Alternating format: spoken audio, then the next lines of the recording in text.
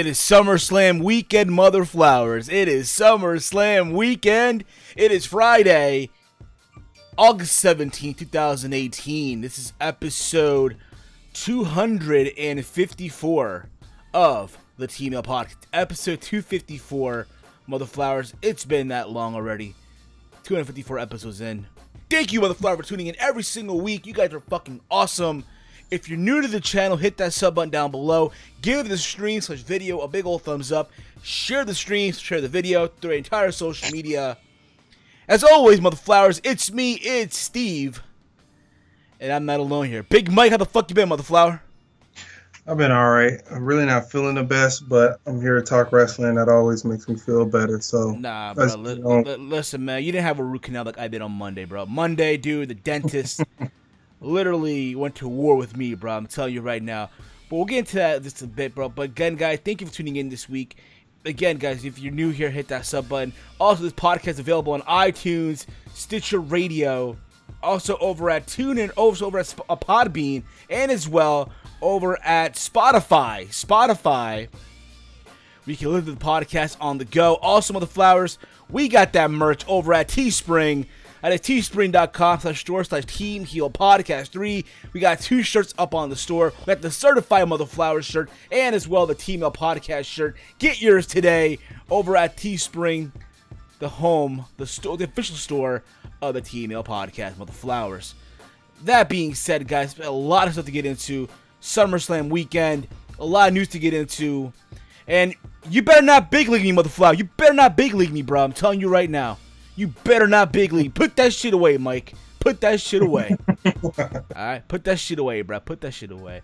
Alright? There we go. Put Fabulous away for a little bit. He can breathe after they big league me and shit. But, bro, I'm telling you right now, man. The dentist was a fucking pain in the ass, man. A fucking pain in the ass. Yeah, I'm pretty sure it was. Like, I'll be real with you, bro. Like, you know, it didn't hurt when I got it done. So, I went in Monday for a root canal. Right? Officially, went for the root canal on Monday, and I heard stories from people that, oh, it's just gonna hurt. That shit's gonna fucking, you know, you're gonna be in pain and shit, right? I go in, they numb my mouth, they literally put like anesthesia or whatever, right? They just numb that out, right? I'm just laying there, and the guy just goes to work in my cavity. Like, he grabs all these needles and shit, it starts just grinding the shit out of my cavity hole, right? Taking out more of the nerves, all the black like plaque that's inside. It's a cavity and shit, right? And it smells, dude. It's fucking stink. Yo, all that tar, like, bruh, shit was annoying. But I was okay. The doctor gave me like 2 days off from work. I'm on vacation actually, starting this Sunday. I'm on my vacation from my second job, not my morning job. So I still gotta go to the morning job at the airport at 4 a.m. But it's like I have an actual full day to myself, you know what I'm saying? But I'm okay now. Like, I have to go back in 2 weeks to see if you're gonna fucking give me a new crown, or if not, we can restore my old crown and shit. We're gonna see about that. But it's crazy because I told you, like, hey, bro, if I'm in pain, I'm gonna have to have you, do double duty for me, mother flower. Do that double duty and shit. Yeah, I ain't got no problem doing that. You know what I'm saying? Pull a Daniel Bryan, bruh. Pull a Daniel Bryan. Yeah, man. Speaking of Bryan, but you hear, bro? Daniel Bryan gonna be a showcase on 2K19. Yeah, man. I'm excited for that. Especially seeing the trailer for that, showing the gameplay and the cinematic gameplay of when he was on Velocity with John Cena as Bryan Danielson. I think that's pretty. All I'm saying is now, yo, because of that, all the indie guys that are gonna be probably putting the game as a CC are gonna be fucking legit now. That's the way I look at it now, which is great. I think it's awesome. Yeah, that's what I said. The Ring of Honor, you know, through the community creations is gonna be really good this year. Yeah. Not only that, dude, but I think again, Bryan makes sense, dude. He's back. It's a good story. You know, again, from the beginning, from being in Velocity and stuff. Honestly, I hope it's a good story. I hope it is. I look forward to playing it when the game comes out. But we'll see, man. We'll see. Because I've been hearing from a lot of people as well. Again, from all the gaming YouTubers that went to California, where the fuck he was, to test out 2K19. It looks the same as 2K18 almost. Again, I am not a gaming expert. This is not a gaming channel. Okay, you're not gonna get my full analysis on a video game. Okay, if you want to see full analysis, go check out, I guess, Tubby Emu. Go check out Luge. Go check out Pulse. Go check out Dank, if you will, Tony the Pizza Guy. They'll give you the full analysis and shit like that. All right, me, from what I'm seeing, it's all right, if you will. I'll be real The about it though. I am looking more forward to FIFA 19 than I am 2K19 from WWE. That's just me, of course. yeah, What are you gonna say, Mike? What but are you gonna say? the difference between I think it's a graphical difference. The tires look way more detailed than last year's, in my opinion, and the hair looks different because if you looked at Brian's hair when he was facing Randy Orton in the cinematic cutscene, it looked different. Like he looked like a shaggy dog. Same thing with AJ Styles too. His hair looks different. It's like the texture of the hair looks way different. So I believe it, dude. I fucking believe it. But other than that, we'll see how that happens, dude. But before we continue on, again, today's show, it's loaded with stuff to get into. Also, at the end of this podcast, near the end, we're going to get into our SummerSlam predictions. So what we're going to do, we're going to rapid fire this shit. Just rapid fire until we get to the SummerSlam predictions. Or how JD was calling it, Summer Scam. I recorded actually yesterday my NXT TakeOver Brooklyn 4 predictions. It's up on the archives of this channel if you want to give that a watch. Because we already know TakeOver Brooklyn 4 is going to be the show of the weekend. Hands down, there's no debating it, right? SummerSlam, it's like, bruh, can I breathe? Like the fabulous stuff at the beginning of the podcast. Like, can I fucking breathe? But we'll get into that momentarily. But before we get into all that, I want to take this time to give our condolences, thoughts, and prayers out to the family of Jim the Anvil Neidhart. He died at the age of 63. Literally the Monday I went to get my root canal, the news came out. I remember I'm heading to the dentist, and you, like, literally, because again, me, you, Walter, and Chase, we have our Facebook, we have our own little private, Facebook, PM group, if you will, for the podcast, right? To see who's going to be available and stuff like that. So we come up with an idea for the show. And you hit us up with the news that, oh no, not Jim too. You know what I'm saying? So I'm wondering what happened, right? So I go on, I see he passed away, right? And he passed away literally early Monday morning after suffering a medical emergency. Apparently he fell in his home. But apparently he was having seizures and also convulsions as well, which is kind of crazy. But you know what I'm saying? So yeah, it's sad. It's sad. When you think about this, right? Jim the Anvil Neidhart, I feel like he doesn't get nearly enough credit for what he deserves. Yes, part of the Hart Foundation. I remember watching him and Brett teaming up. Again, I wasn't around in the 80s, but I saw tapes that my brother used to record back in the day, right? So I would watch, the Hart Foundation versus the Killer Bees, the Hart Foundation versus, let's say, the British Bulldogs, the Hart Foundation versus Demolition. You know what I mean? And it was literally Jim Neidhart being the powerhouse and the promo guy.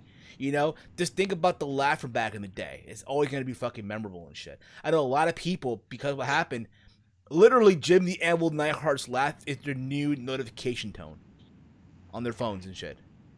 Right. Yeah, he had a signature laugh.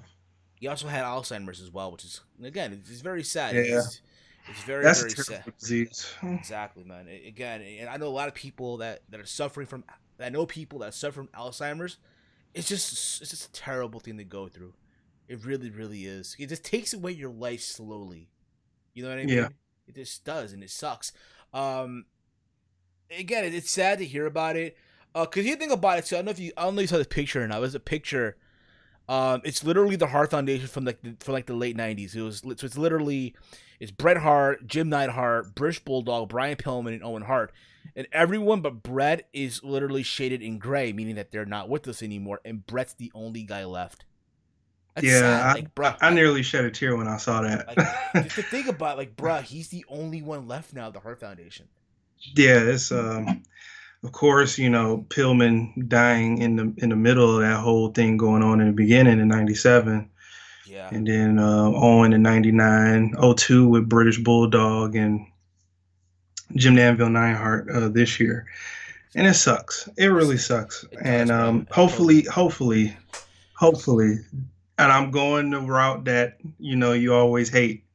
Hopefully, they can sort of get recognition as being Hall of Famers. Just I mean, hopefully. here's the thing about it, okay? And I'm just gonna say this right now. And yes, they deserve it. The one thing I didn't like though from people this whole week were saying, "Oh man, it's fucked up. Vince didn't put him in the Hall of Fame. Fuck you, Vince." No, like, come on, can we stop with that seriously?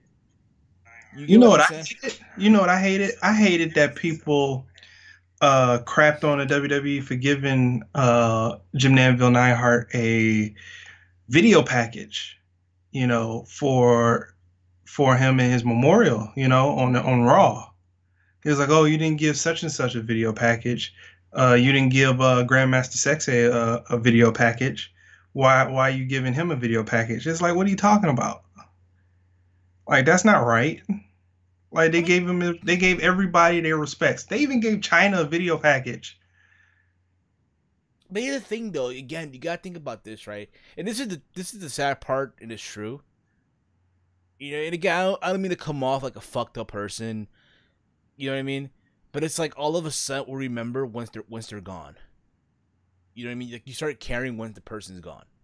You know Yeah, what I that mean? sucks. Yeah, That you sucks. give It sucks. what's When yeah, if what's they're that alive, saying? Give the people their flowers while they're alive rather than they're dead. Give them their exactly, respects and their exactly. love while they're alive. Yeah, so It's, it's always like that, and it's always, as I many agree. as much as people go through messed up stuff in life, people don't give people the proper just due when they're Yeah, alive more than when exactly. they're gone. So Absolutely. Absolutely, and I agree with you on that 100%.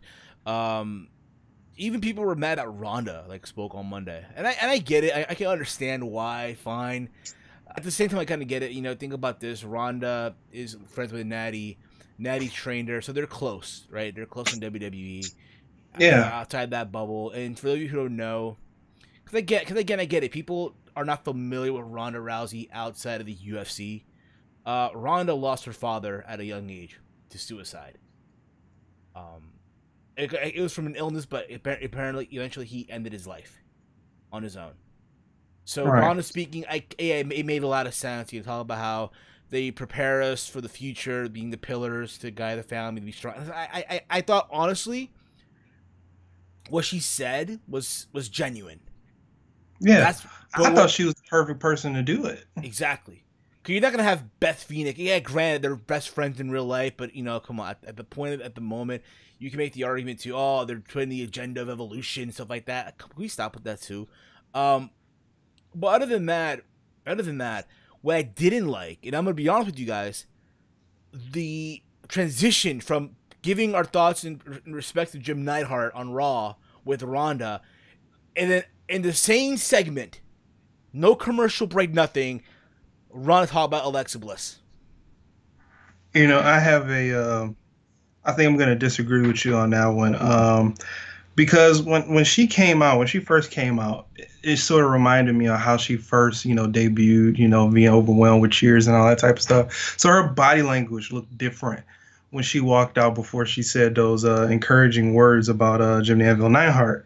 But once she transitioned into her storyline, I thought that showed a little bit in her character and how far she's came as a personality on WWE. That you can say something somber and just switch the emotion and the gear towards what we're really here to see. I, So that's fine, but for me, at least, what I wish could happen, like, hey, go to commercial break, or yeah, promotes, I or think or, that or, would.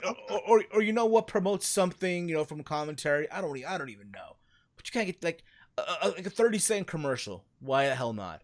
Because again, WWE loves to do their commercial. They love doing it now. Not only that, but they also love to now split screens. Yeah, They love that split screen effect now. They love it to the bitter end. Which is annoying, I'll say that right now, but that's my honest opinion. That's my fucking honest opinion. But again, that's my only critique. It's fine if you feel that way. It is what it is. We're not always going to agree. You know what I mean?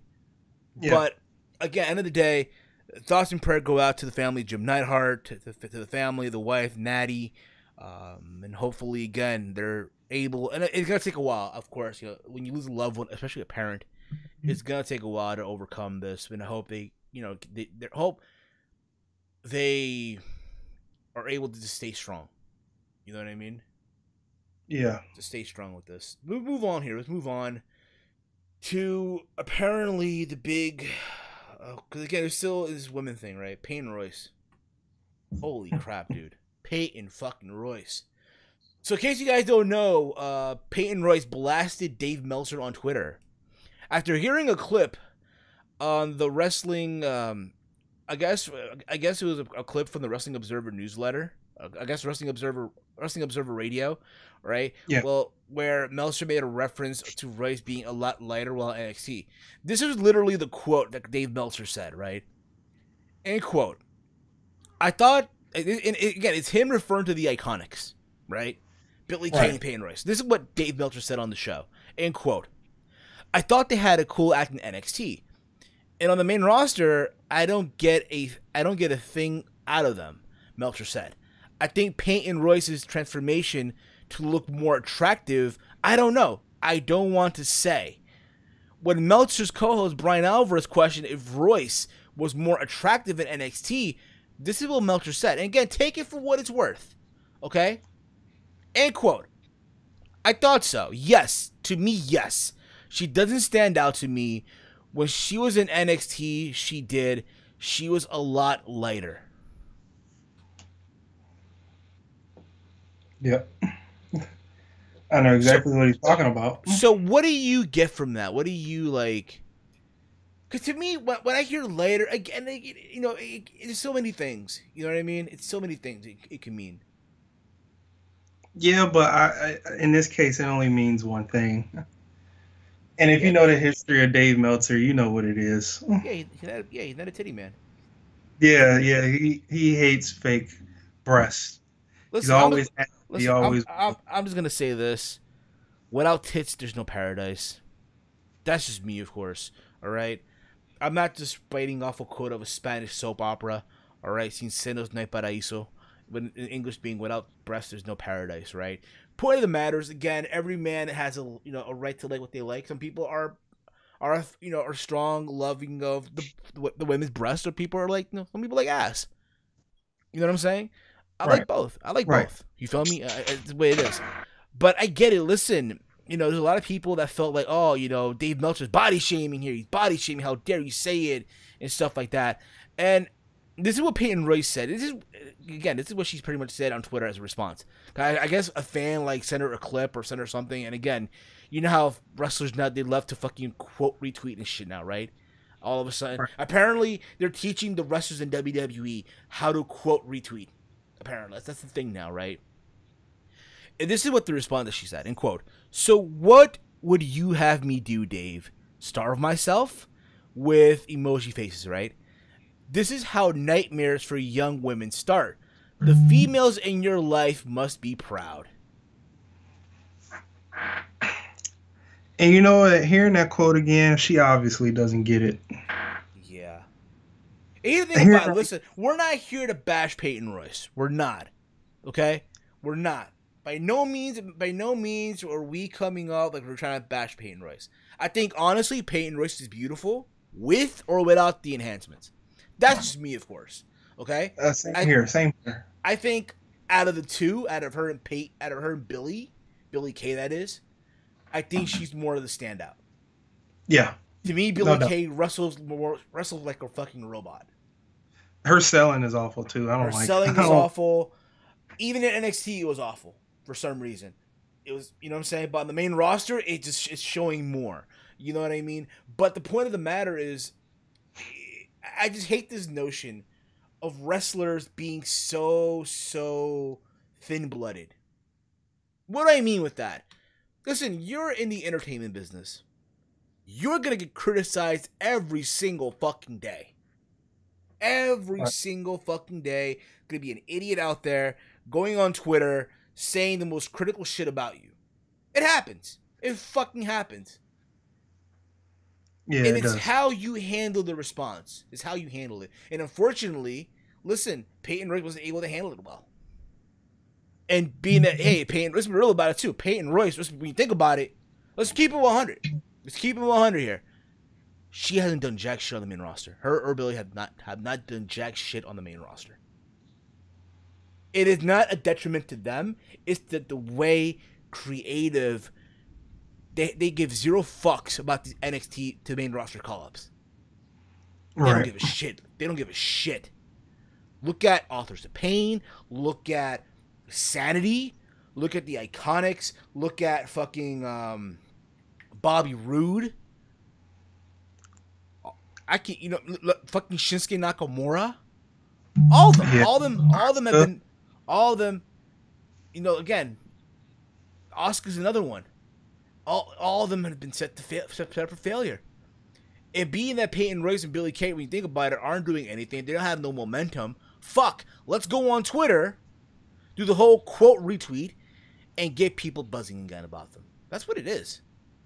And of course, you can have the wrestlers on WWE going out there and fucking defending and the Meltzer, because again, that's the way it is. That's the way it is. And of course, you're going to have the nerds or the fucking virgins out there white knighting for Billie Kay and Peyton Royce. Because again, that's the way people are.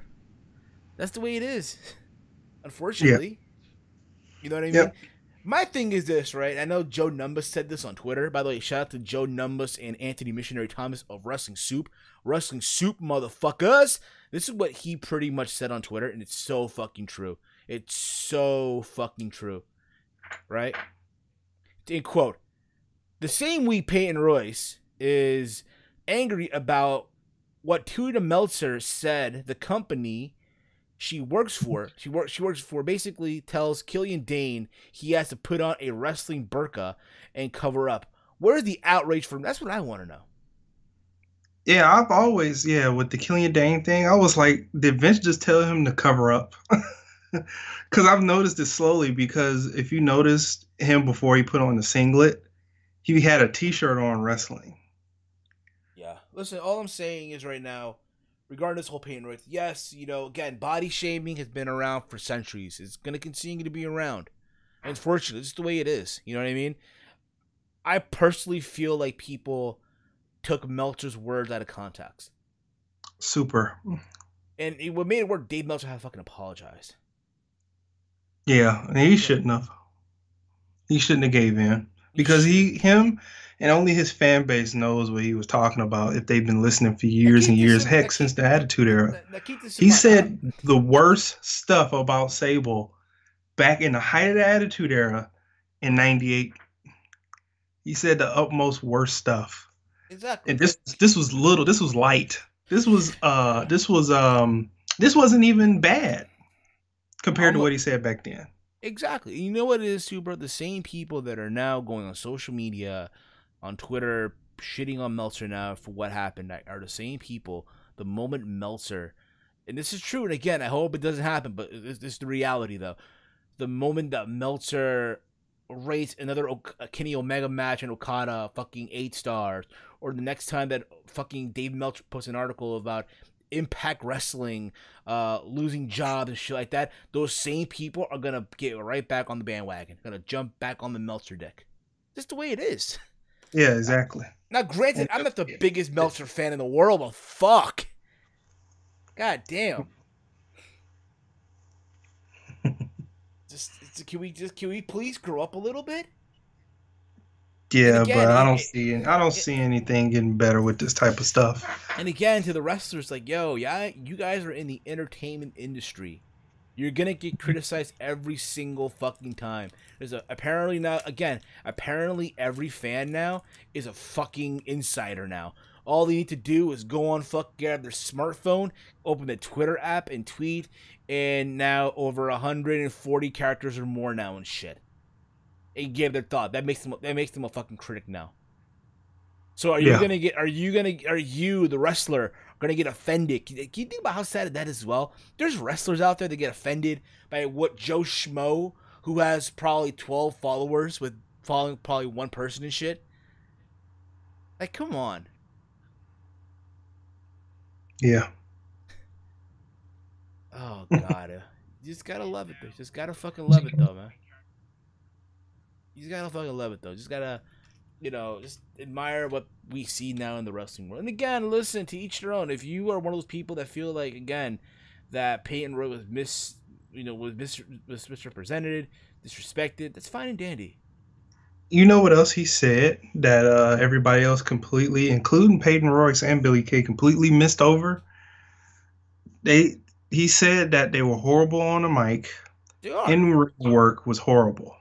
So you're gonna take what your looks are over your profession, which sort of your looks is your profession, but not really. You gotta understand though, bros. WWE. They want to at a time where hey, everyone now is wrestler. There's no character now. When you think about it, the only character right there is Bailey. The only Right. character on the fucking women's division.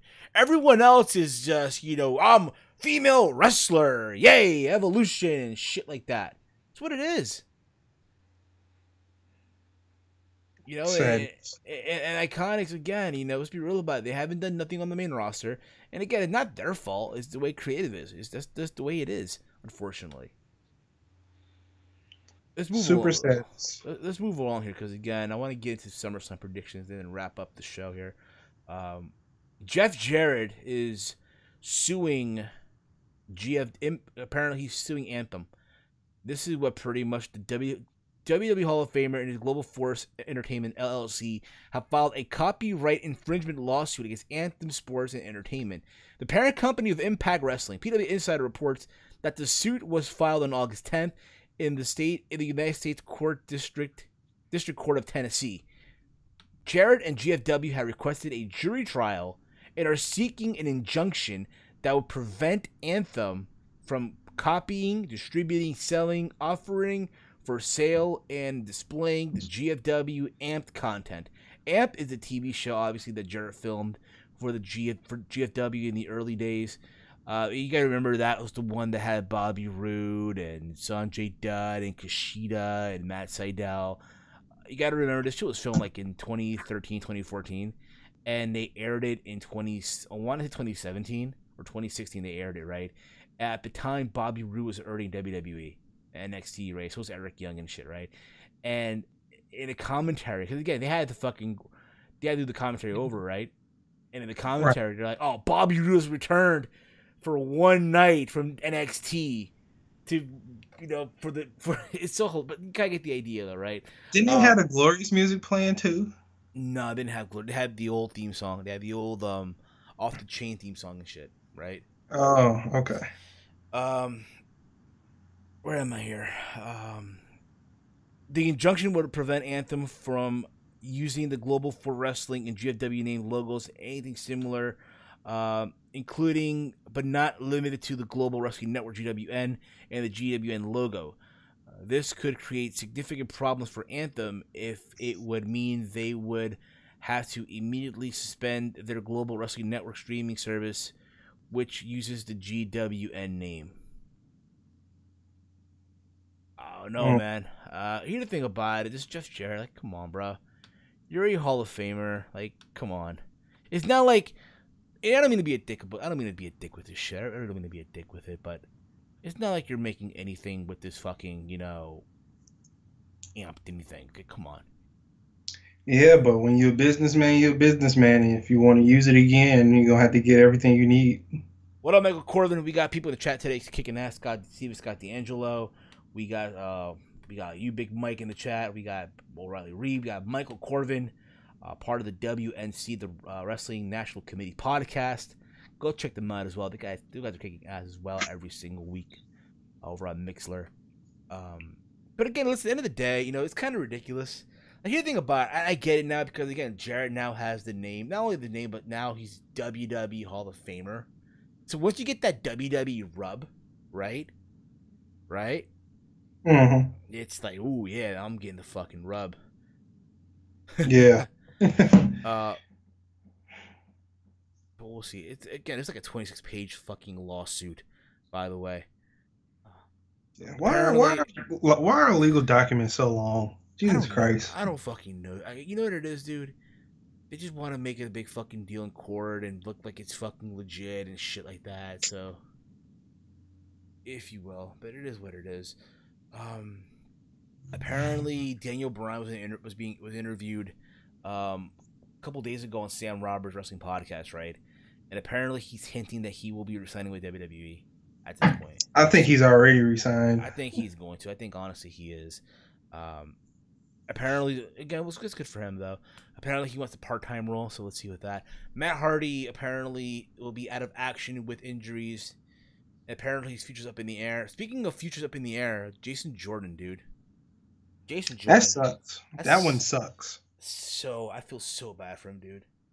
Yeah, he's so young too. He's what, like 26, 27? Yeah, his neck injury. His neck injury got worse, and apparently now they're setting him up to be work behind the scenes in WWE. That's a sucker. You know what it is? There's so much promise. Not just with Chad Gable, but with also Jason Jordan. Just the tag team American Alpha. Can you think about this too, right? When you think of the Raw tag team division right now, it's so dwindling now. It's dwindling like you can imagine, right? Look who the fucking tag team champs right now, right? And the idea that both Gable and Jordan are back on Raw. They're on the same brand now, right? Yeah. Why not put them back together? Yeah. Now it's like it's not gonna happen. Which sucks. Yeah, it's over, man. Yeah, it's over. It's so disappointing. So sad. It's like, I feel bad. I really feel bad, dude. I really, really feel bad. Because you can tell, like, out of the two, people thought, oh, Chad Gable was going to be the star. But I think not. I think, honestly, Jason Jordan would have been the star out of the two. I think they both would have had equally success because if it wasn't for Chad Gable bringing the personality out of Jason Jordan in NXT, then there wouldn't be an American Alpha. But it sucks. It sucks for Jason Jordan that his career has to end this short. And same thing with Paige too. That you never want to see people like that, with good talent to go out early. And I hope they succeed in anything else. I know Paige is succeeding; she's a pretty good GM, but I hope he succeeds whatever he's. I think honestly, at the same time, it's still up in the air right now. But think about this, right? If Bryan was able to come back, right? Yeah. I believe somewhere down the road, Paige will come back. Jason Jordan would come back. So again, you just gotta be positive about this shit. You know what I mean? So we'll see what happens. All right, moving along here. How long have we been on the air now? For how long? I want to say we're almost hitting the 30-minute mark. We're about to hit the 30-minute mark, almost around that, right? So yeah, what time we started recording? 9:45, 9:47. So we were pretty much hit the 30-minute mark already. We're about to hit the 30-minute mark. Let's get into our SummerSlam predictions, Motherflower. That's right. SummerSlam. What some folks are calling Summer Scam. Or if you watched Raw back in the day, Summerfest. Summer Jam, bro. Summer Superfest, Summerfest, or Summer Jam, or SummerSlam, or Slam of Summer, right? Goes live this Sunday on the WWE Network. It's going to be like fucking 7 hours. It starts at 5 p.m. with the kickoff show. The pay-per-view kicks off at 7 p.m.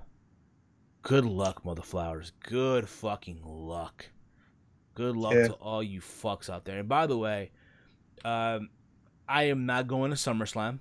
I am doing TakeOver Brooklyn for literally tomorrow. I'm going to Brooklyn, meeting up with Walter at the Barclays Center. But I'll be actually in New York earlier in the day because I am actually going to the Something to Wrestle With live show in New York at Gramercy Theater in Manhattan. So I'll be heading to New York around, I want to say around 1 p.m. Not even that, like around 12-ish. I'll be heading to New York to head over to that theater. And then after that, Walter will make his way to New York. We'll meet up in Times Square and make our way towards Brooklyn to the Barclays Center and all that stuff. So if you see us... They need to bring that live show. They need to bring that live show to Detroit, man. I'm sick of my city getting overseas. Yeah, Detroit, though. What have you done necessarily? I mean, no champions. Well, today we got it was a Comic-Con that went on today for the next couple of days. But wrestling wise, we need something here. Listen, bro. You need to hope for one of your sports teams with a championship, bro. The Piston, the fucking Lion, the Tigers.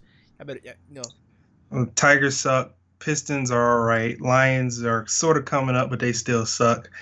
And Wait, the wait, Red Wings suck. So everything is not really looking so good here. you know, yeah, win a championship first, and then that's how it works, bro. That's how it works. You know what I'm saying? I'm just kidding. I'm kidding. Okay. Hopefully you guys do, but still, you gotta get the idea, right? So I'm looking at this card, bro. 13 matches. Yeah. 13 matches. They're giving us quantity. By the way, dude, before I get into this prediction, we thought about Renee Young commentary, dude. It was missable.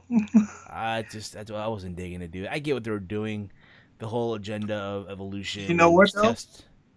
It was better than Coachman by just by a cunt here. It was better.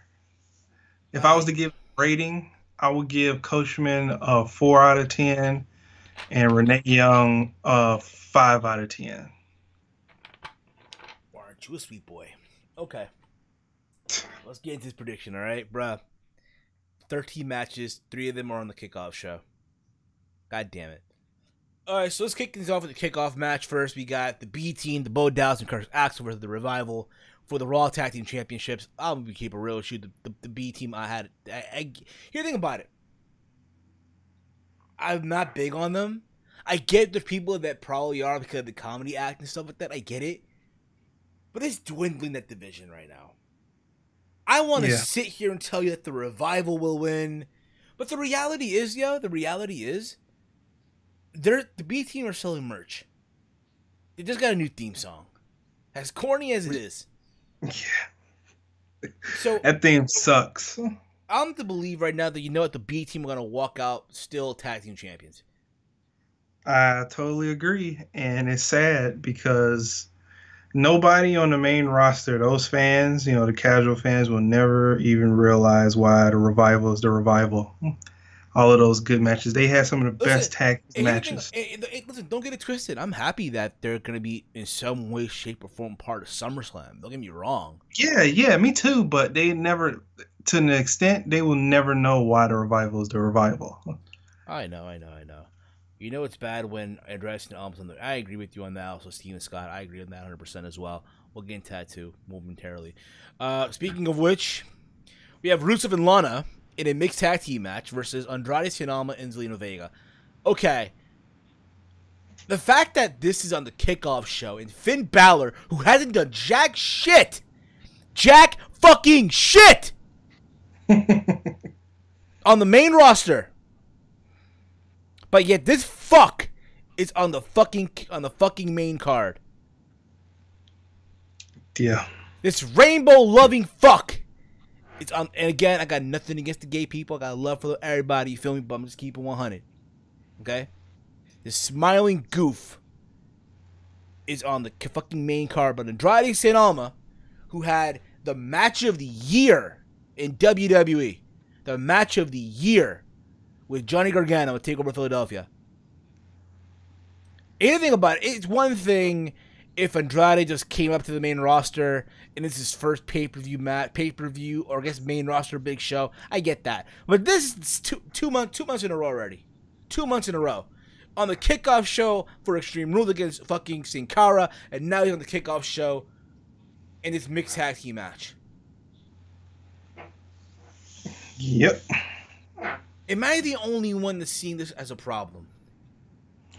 It's a problem, but I understand. Like, yeah, this whole time it's been, you know what's sad? The build-up has nothing to do with Andrade. It doesn't. It's been Zelina Vega and Lana. Because, again, they're building up Evolution, and even though they're not mentioning it, you think about it, WWE has really stepped back on promoting the fuck out of Evolution. But they're promoting it through their female. But they're promoting through the women, through the matches and stuff like that. Still, it's happening, though. So, in a way, they're shoving that agenda. Right. In some way, they're shoving that agenda.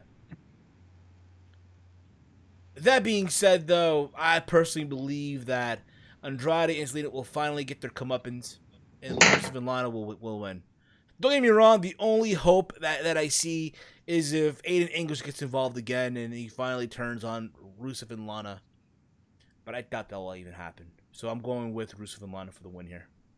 I'm going with your second option. I think Zelina Vega and Cien Almas is going to win still, but with an interference.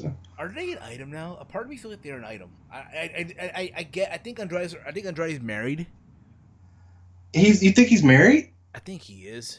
Yo, He doesn't scream a married person to me. You can't tell me these two guys aren't fucking though. Come on. Like the googly eyes that Zelina Vega be giving him is on another level, and I don't know if she's just playing her part well, but she's giving him looks. It's all in the man bun, bro. It's all in the man bun. You know what I'm saying? It's all in the man bun. That's what it is, man.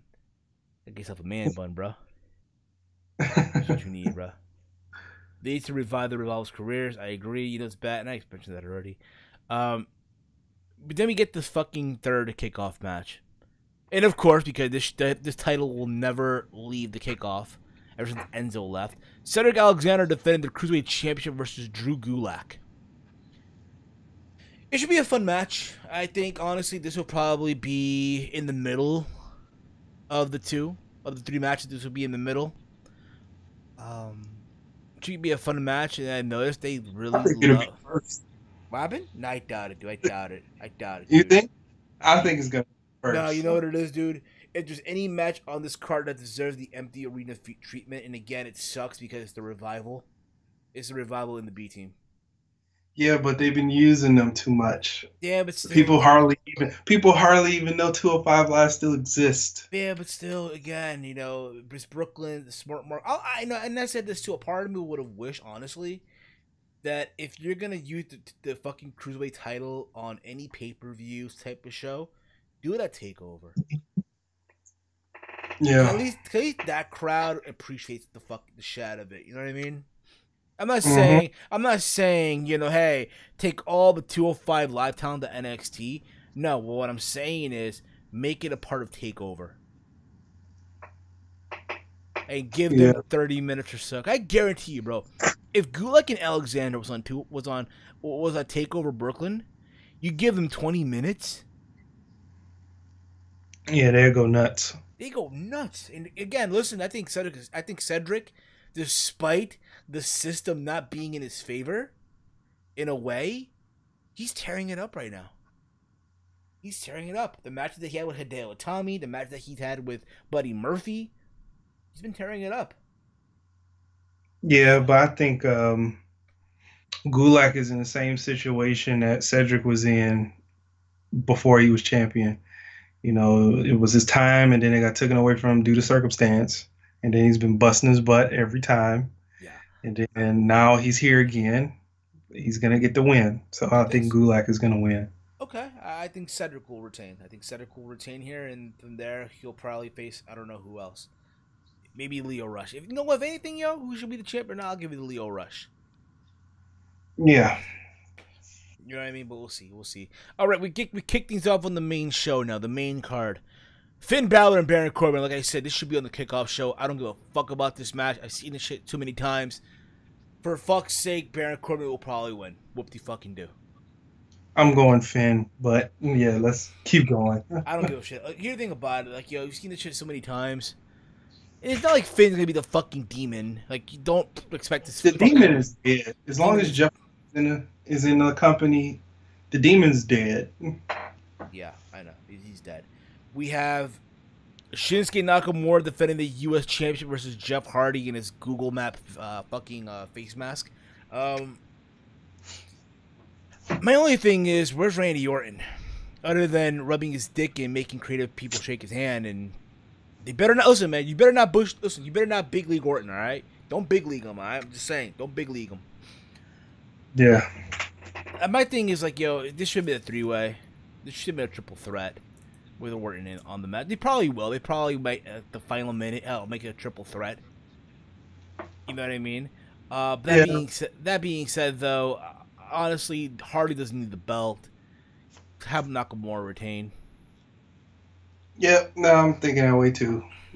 Or DQ, and then they'll do a triple threat at Hell in a Cell. Maybe so. We have Daniel Bryan versus The Miz in a singles match. I've enjoyed, and I said this on doing the SmackDown Live review that I did this past Tuesday, which again is also in the archives of this YouTube channel that we're in this podcast for that live. I actually enjoyed the 3-part series that they did. Cause you think about it, like, yo, it's a story. When you think about it, it's 8 years in the making. Yeah. You know what I mean? If there's anything in the showcase I wish they featured is this right now in the showcase mode for 2K19. They probably will, to some degree. But at the same time, my only thing I would have done differently is not air all 3 clips on the Go Home show. Yeah. Like, part 1 week, part 2, you know what I'm saying? That's what I would have done. That being said, though, there's people that, oh, why not give it at WrestleMania? I think or not, it makes sense. SummerSlam. You can do this, right? You can have this whole thing where, hey, Bryan gets to win here, right? And then down the road, if it's Miz to want to be WWE champion, you can go back to, hey, Bryan beat him, and you can build up to WrestleMania. That being said, though, if that'll happen, I don't fucking know. Put it this way, right? I fucking thought that, hey, Sasha and Bayley would be on this card, but no. So isn't that a shame? That's a shame, bro. You know, but back to this whole Bryan and Miz thing, though, it'd probably be one of the best matches on the show. It probably will be, hands down. That being said, though, I think the Miz will win. I think Miz gets to win here.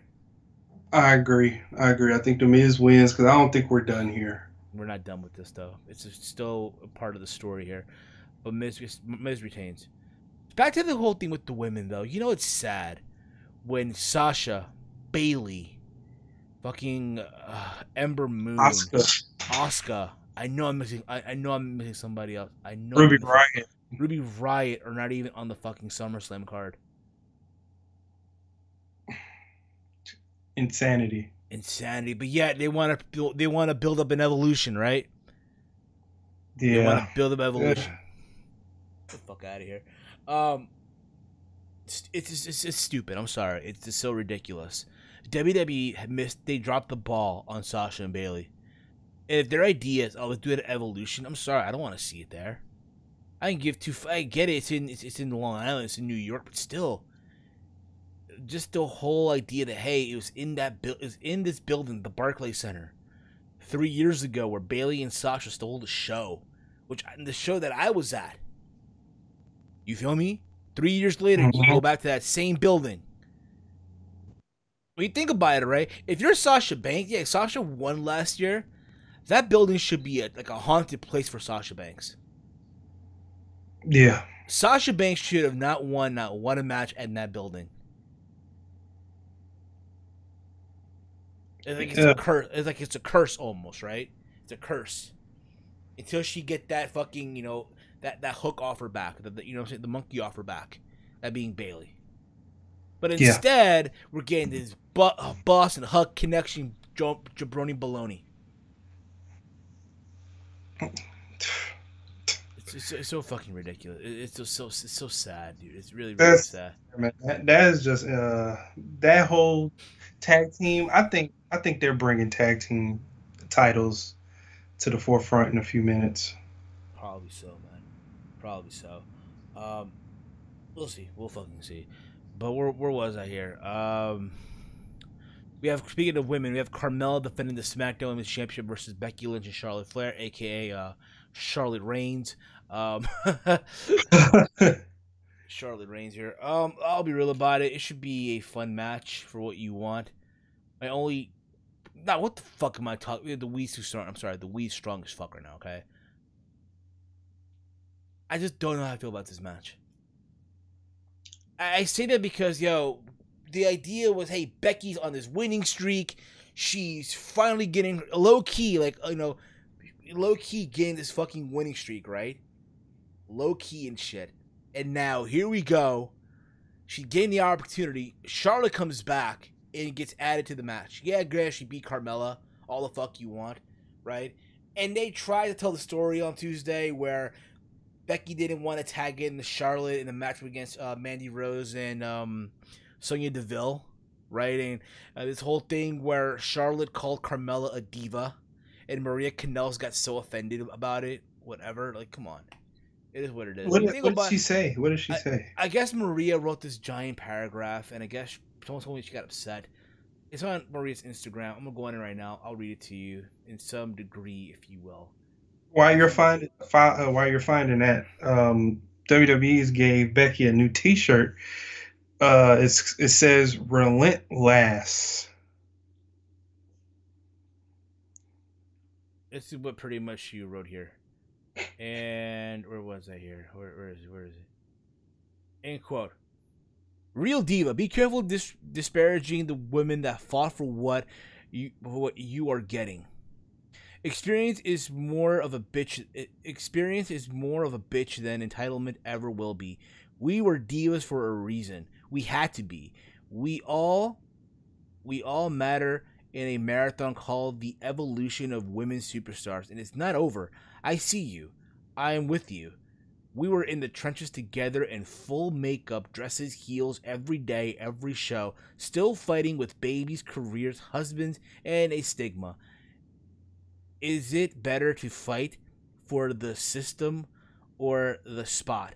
Both. Love you. Together we push the system forward. Apart, we forget our past. Those that forget their past repeat it. Hashtag evolution at WWE. Hashtag just work. Hashtag unscriptedly. Hashtag mom life. Hashtag who cares? Hashtag too many fucking hashtags. I'm sorry, yo. I just hate these whole hashtag movement bullshit. I'm sorry. What the last thing we need in this world? A fucking hashtag activist. Shut up. You need to think about it, okay? We can all agree Carmella's been the worst. She's literally her reign's been shit. It's been shit. A shitty reign. The faster this shit ends, the better. This has to end with Becky winning. It has to end with Becky winning. I'll be real about it. If it was up to me, what I would have done is Becky and Asuka at SummerSlam. Yeah. You could have done at SummerSlam? The big rematch, Charlotte and Asuka. Yeah. Because fucking why not? Because fucking why not?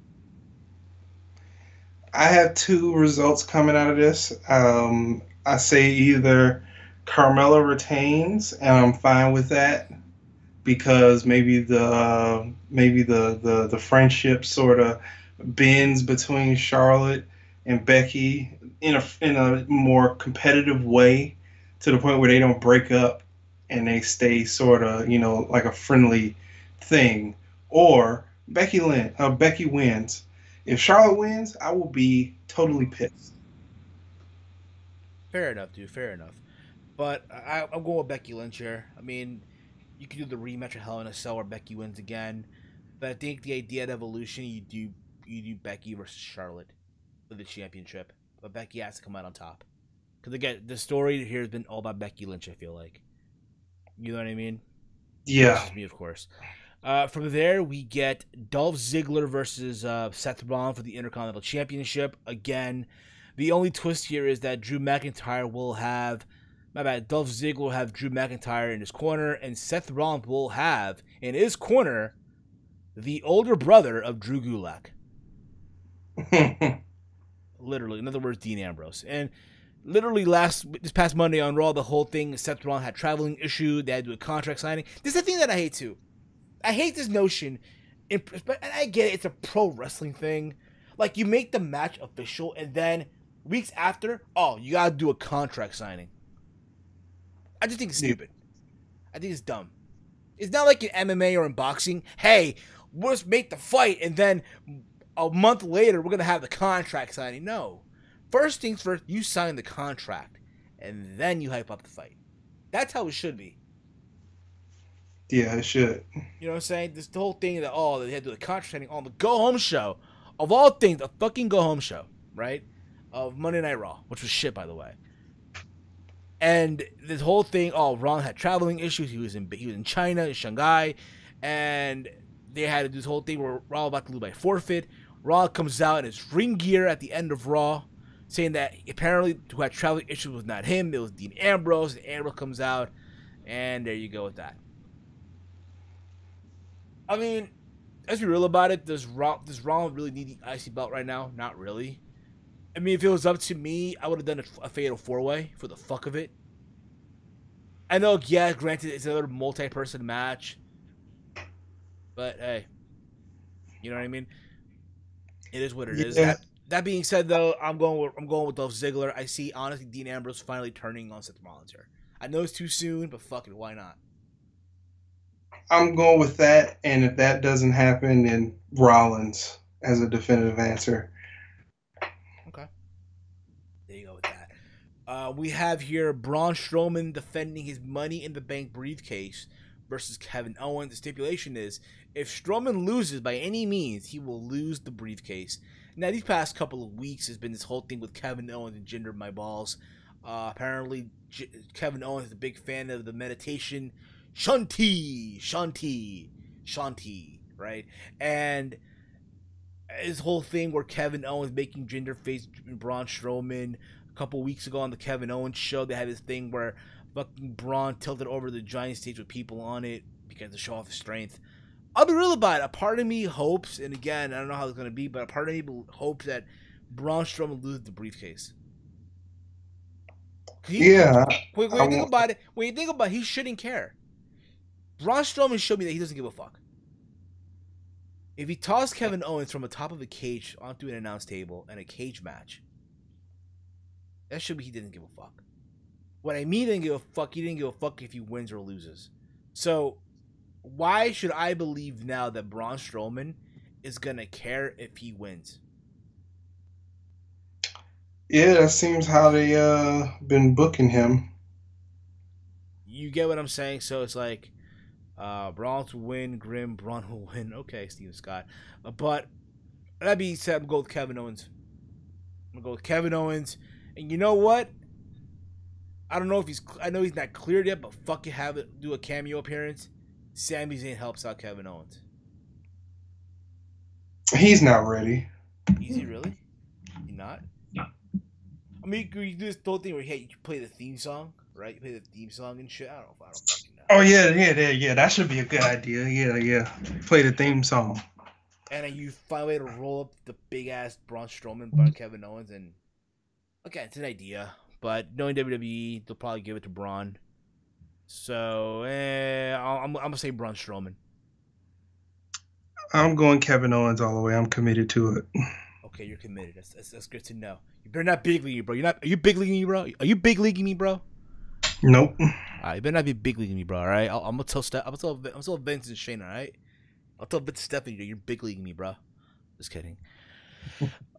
We have the boring match of the night. We have another boring match, by the way. We have the Bludgeon Brothers defending the SmackDown Tag Team Championship versus the New Day, Big E, Kofi, and Xavier Woods. I'm sorry, I am not digging the Bludgeon Brothers here. I am really not. They've just been a bust, in my opinion. And I think the faster you get the belt off these guys, the better off you'll be. Even if it's the New Day, it is what it is. The New Day, I guess they got new merch and the pancakes and stuff like that. So I'm gonna go with the New Day. Yeah, I'm going with the New Day as well. I don't like the Bludgeon Brothers either, but yeah, New Day seems like it's the way to go. Okay. And then we have AJ Styles versus Samoa Joe for the WWE Championship. Listen, I've said this a while back on my SmackDown Live review. I really question creative here. I have zero faith, and I had all the rights to feel that way. Look at what happened with Nakamura versus Styles for WrestleMania. People call that the dream match. Look how they the creators shit the bed on that match. They shit the bed, right? Yeah. I look forward to this match. It should be a fun match. I have faith in these two guys, what they can do in the ring. I've somewhat been enjoying the story of, hey, Samoa Joe getting in the head of Styles, saying that Styles' family wants Styles to lose and shit like that. I thought the ending of Raw was kind of weird, yeah, where he read the letter that he walked away. And then they showed a clip later on in the night after SmackDown went off the air where Styles wanted to hit Samoa Joe, but he was being stopped by the Good Brothers and the Usos. Anything about it, all right? Apparently, AJ Styles already has the longest reign in SmackDown history. He's surpassed JBL. Yeah. Um. So my thing is, do you end it or do you continue it? Because if you continue it, what I want to see is AJ Styles versus Randy Orton for the WWE Championship. That's what I want to see. Mm-mm. Or do you give it to Samoa Joe here? Because the thing about it, right? If I don't know if you caught this or not, but a couple hours ago, WWE posted a Chronicle video on their YouTube channel with Samoa Joe. Right? Mm-hmm. And I thought it was great. I thought honestly it showed, the other side of Samoa Joe, his struggles at the beginning and stuff like that. So that being said, I'm gonna go with Samoa Joe. I'm gonna go with Samoa Joe. I think they need a heel champion on SmackDown Live. And we'll see with that. I'm going with Samoa Joe here. I'm going with Samoa Joe too. And Samoa Joe via pass out. He makes Styles pass out to the in the clutch. Yeah. There you go with that. We then have the co-main event, which could probably main event. We'll see. We have Alexa Bliss defending the Raw Women's Championship versus Ronda Rousey. There's a possibility, dude, this could main event. When you think about it. Because it's Ronda Rousey. Mm-hmm. Here's my thing. Okay? The only way I'm going to give a fuck about this, here's the thing about it, right? Listen, I've enjoyed Ronda Rousey's run this far. I've been enjoying it. Don't get me wrong. But the only way I'm going to care is if Ronda wins in like 10 seconds. This literally has to be a short match. You can't tell me that Alexa Bliss is going to find a way to win when Ronda Rousey on Monday took out the entire security staff on her own. I get it, the baddest bitch on the planet, but fucking hell, man. God damn. Yep. A minimum of 30 seconds and a maximum of 2 minutes. Like, think about this, right? On Raw this past Monday. On Raw, right? 2 weeks ago, her Raw debut match. It took her literally 4 minutes to beat fucking Alicia Fox. 4 fucking minutes. Yeah. And now here we are. And she needs to win. Ronda needs to win here. And I know the thing about it, people want Ronda to win. This is the reality, though. You want her to win, but the moment she does, you're all gonna hate it. You're all gonna hate it. You're all you right now that are cheering Ronda Rousey and shit like that. The moment she wins that belt, you're all gonna hate her. I'm calling it right now. And when it happens, you heard it here first, Mother Flowers. You heard it here first on the Team Meal podcast. And why does that happen? Because the thing is, they remember, Ronda's not one of us. She's not a wrestler. She's a part-timer. She's a celebrity. And you know what? You plant the seeds at Evolution between Charlotte and Ronda. That being said, you have Charlotte win the Women's Rumble coming up in January. Yep. Because you know why? She wasn't a part of it the first time this year, and she should be a part of it this time, and she should win it. I totally agree. So now we get. Go on, Mike. I'm sorry. I think Charlotte should win the Rumble, and Bryan should win the Rumble. I'm putting that in the air right now. Okay, fair enough, man.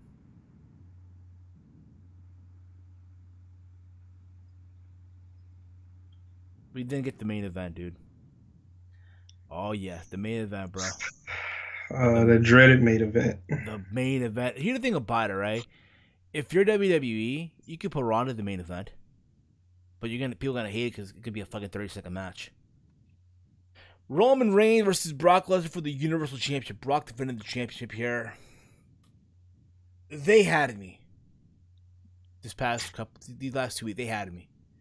They found a way to make me care. And they ruined it. Now, from what I've been hearing, apparently Brock Lesnar is scheduled to have a meeting with WWE higher-ups behind closed doors this coming Sunday before SummerSlam to discuss if he's going to stay or not. 'Cause apparently, per Brock, he wants to do both. Brock wants to do both. But at the same time, it's like, yo, you know, it's like, I don't know. I just don't know right now. Yeah. It's like if you have Roman win, yeah, great. You beat a guy who doesn't give a shit, right? But if Brock wins, it's like, okay, now where does Roman go from here? Yeah. You know what I mean? And this It's whole just a scary thing. Exactly. I mean, they had an opportunity, I guess, to plant the seeds for Roman heel turn literally this Sunday with Paul Heyman, and they blew that already. Offer pepper spray so Brock can attack Roman Reigns. Because the idea is they want fans to feel petty for Roman, feel bad for him, feel sorry for him and shit. That's the thing. And in reality is, people don't want to feel sorry for him. People don't want to feel petty. They don't. And if Roman's gonna win, it has to be a squash. It has to be.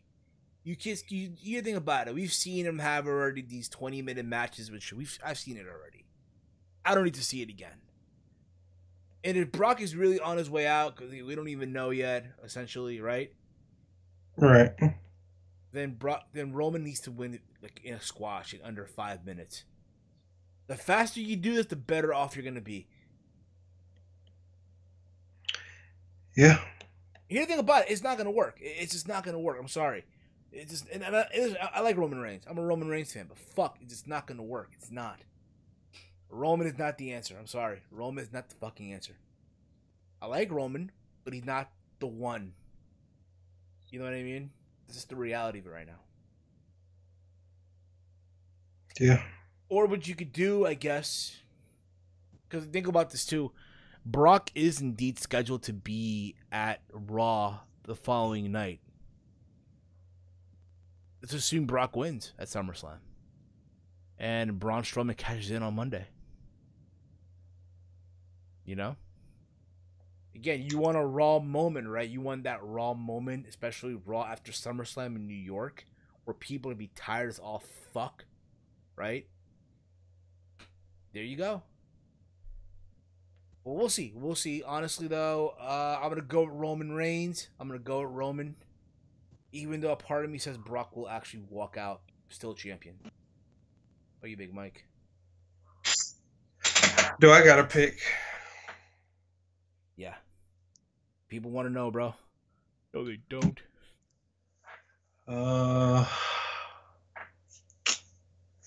Man, this is tough. You're telling me, bro. You're telling me.